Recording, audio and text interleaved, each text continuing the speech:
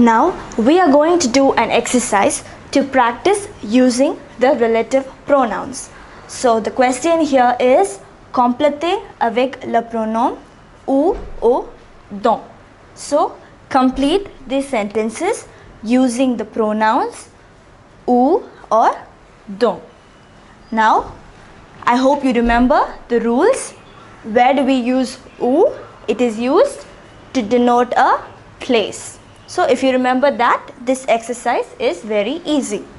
So first sentence, c'est le garçon, this is the boy, dash, je connais le père, I know the father. This is the boy of who, that is how you would fill it in English.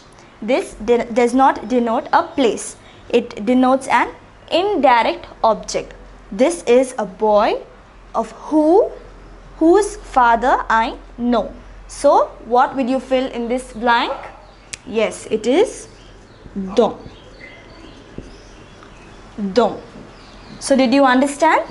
We read the sentence. This is the boy dash je connais le père.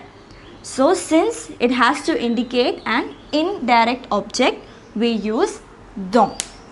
The next sentence, c'est la vie, this is the city, dash, je suis né, I was born.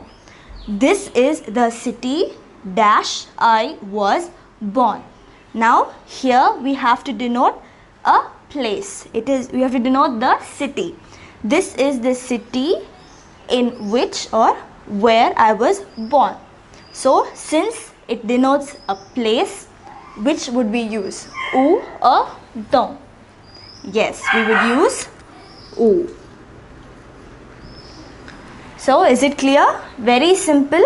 We just have to fill in the blanks with these two pronouns. Moving on to the next sentence. Le 16th of August. I hope you remember the months of the year.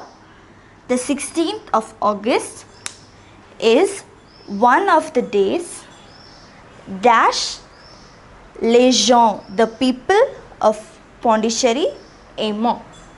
So the 16th of August is one of the days, dash, the people of Pondicherry love. So here it does not denote place, it denotes an indirect object. So what do we fill in here? It is dont.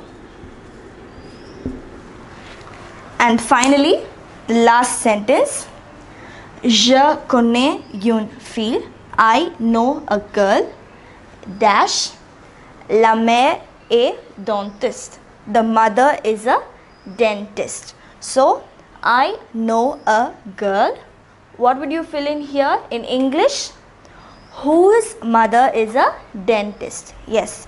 So what do we fill in here? Ou or dont? Yes, you are right. We fill dont. So this is just a simple exercise. So we practice the use of the relative pronouns ou and dont. Previously we practiced the use of the pronouns qui and que. So I hope you are thorough with the use of these four relative pronouns.